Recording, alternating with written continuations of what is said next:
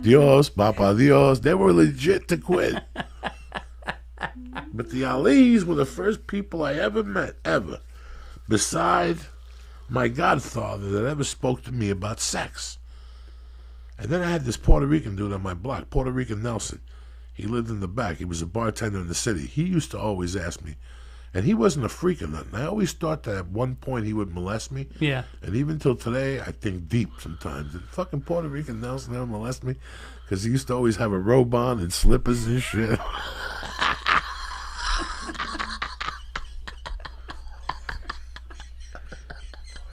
That's how he walked around? Oh my God, Puerto Rican Nelson. I love that you're not sure if he did. You feel like it's maybe... Yeah, like I think, did he ever dope me? Like he ever pull a Cosby on me? Because everything about him fits like an M.O. He was just a good dude. Yeah. That we used to go outside and help us fix our bike. And he was a Spanish dude. And he was just, you know, he had the sideburns and the leather jacket. And it was the fucking early 70s. And I moved to Jersey. And he would talk to a bunch of us. And one day he would take us in the back. His claim to fame with me was that I became friends with him. And I go over there, and he had a black friend that had went over to the Rock of Gibraltar, and he brought pictures back. And then he would just talk to me. And then one day, he asked me he had a couple of beers. You ever go to somebody's house, and you go to their house a lot, and they're sober, but one day you catch them, and they're fucking hammered? Yeah. And we go over there, and it's like early in the morning. Like I used to go over there every morning at 10 and wake him up and what's up, man? What are we going to do today? Give me an hour. I'll go out there and play stickball with you. And he'd come out with coffee, and he reeked of alcohol. Yeah. You know, he was one of those dudes in the summer. You know, no air conditioning. Just a dynamite dude. Yeah. And one day, I knock on the door, and he answers with a towel around him, and he's sitting down like he's all fucked up. I go, Nelson, you gonna play football? He's like, man, not today, you know, and all this shit. He goes, come back in like 2 hours. So, you know, we were, in those days, you're punctual. Yeah. Like, we were there in 2 hours. He answered the door, you guys again? The fucking curtains were still up. He invites us in. He's got a towel on. You know, he turns a light on, and there's like a table filled with alcohol, you know, and like... Oh, yeah? How old were you at this point? 12. 12, and I can't remember who the fuck I walked in there with. Like, it was like 6 of us in the neighborhood that liked Nelson, but 2 of us actually interacted a little closer with Nelson. Yeah. I was Spanish, so I understood Nelson's world. I knew Puerto Rican people, but I can't believe who else was the other guy that mingled with Nelson. So we had woken Nelson up. He goes, come in. We sit on his couch. You guys want a soda? He gives us a soda. He puts the TV on. You can see he's still fucked up from the night before. He's got the towel on. And he's like, so you guys get late? And we don't know what the fuck he's talking about. Like, nobody ever spoke to me like that. I had uncles that would ask me, anybody suck your dick yet? Yeah. Are you pissing sweet yet? That type of shit. But this... You pissed. Oh, yeah. When you're Spanish, te preguntan, oye, tú me aduces. You know what I'm saying? Great. Yeah, it's a great line. But Nelson was basically the first person ever. But like, I known about sex, but Nelson was the first person ever that said it could be yours. You know what I'm saying? Like, what do you mean you never had sex? I got a girl right now. She'll come over and clean your pipe. And we're both like fucking shitting our pants. Yeah, you come up with like $10 or something. We're like, nah. So that was it. He never talked about it again. And then one day we're sitting there like a month. Just saw this guy, Like a guy in a fucking towel has neighborhood boys over and offers to get them a whore. And he's drunk. Because he's outraged that they haven't had sex at 14 or 12. So he was cool as fuck. He used to play basketball with us and shit. So one day I go over there with this kid, and he starts telling us. What's his name again? Puerto Rican Nelson. We go.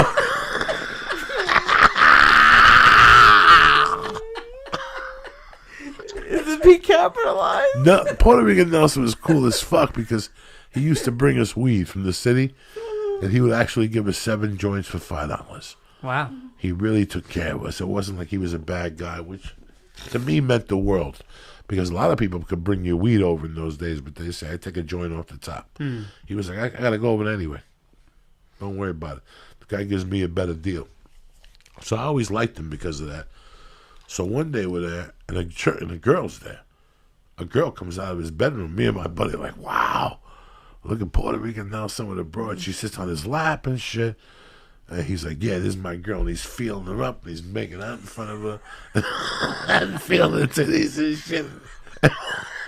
And me and my buddy are frozen. Like, we're just, I can't remember who the fuck it was.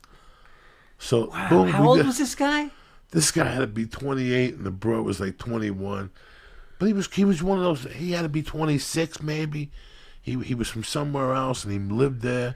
This is before the computer, and before Neighborhood Watch, and before... and no one was freaked out by a pack of 12-year-olds hanging out with them? No, because in those days, a lot of parents came out and played with kids. And I know, that's different now. See, it's different I would never now. be able to play with a random kid in my neighborhood. So everybody knew him for the neighborhood, and in those days, we wanted to go into the murky waters. Yeah. And he was kind of opening the door. Not really, to be honest with you. It took a long time. It's not like he lurked us into his house and said, do you guys want to have sex? This is after we knew him for a year. Right. We go back there all the time to get water after a basketball game. We knew him, you know. But now he knew we were growing up, and he knew what our needs were. I look at it now like he was just trying to, but we couldn't handle it. Yeah. So one day we're sitting back there, we had a basketball game, and he's like, hey, man, what'd you think of that fucking broad the other day? And me and my buddy like, oh, she was banging. He goes, I'll tell you what. He goes, tell these guys how hot she was. And me and my buddy's like, yeah, she was hot. He's like, oh, when can we see her? He goes, listen, I'll tell you what I'm going to do. He goes, listen, I'm going to fuck her tonight in the living room, and I'll leave the window open. You guys can come by and listen.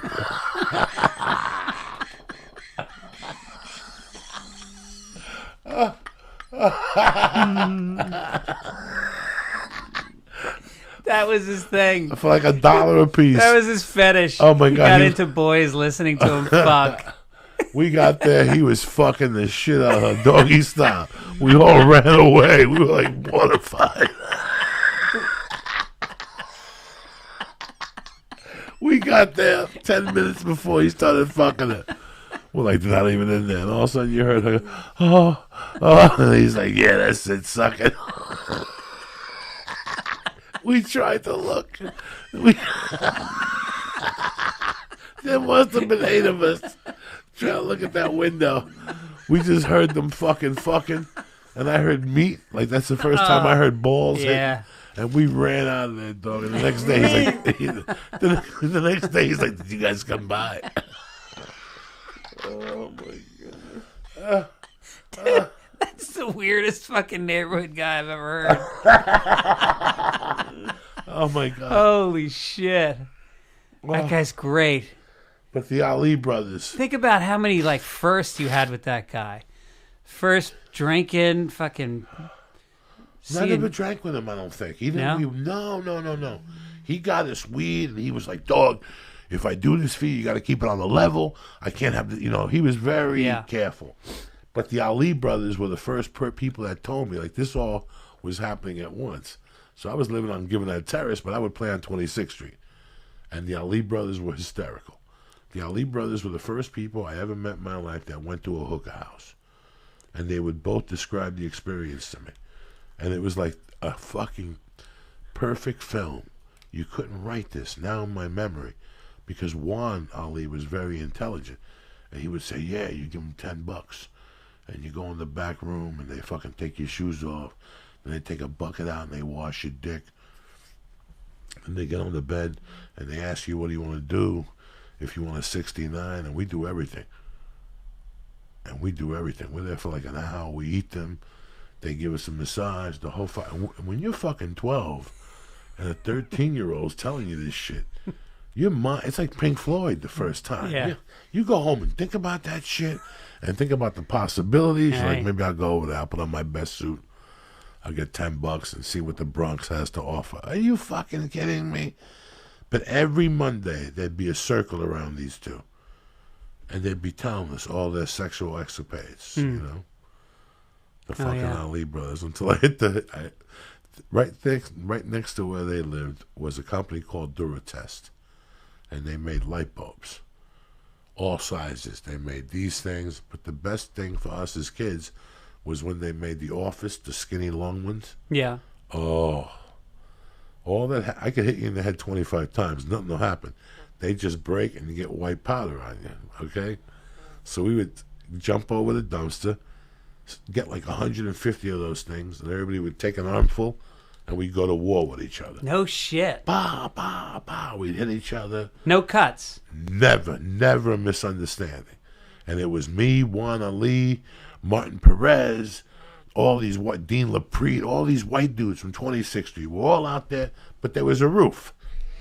A flat roof over a garage next to Juan Ali's house, and there was access to the roof. So we're having this war, 5-on-5. Everybody's hitting each other with these fucking things. I run to the roof. I'm having my own private war up in the roof, and somebody throws a rock over. They throw a bulb over, right? Then another bulb comes over, bah! And then a rock comes over.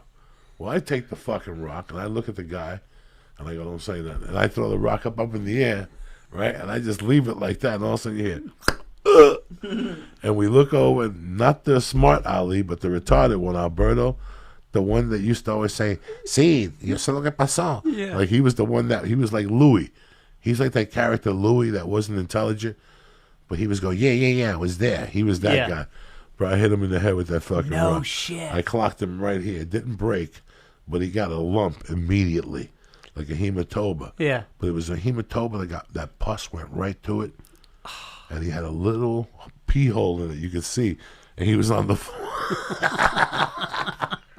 He's on the floor. Like, my friends didn't give a fuck. He got in there with the rock.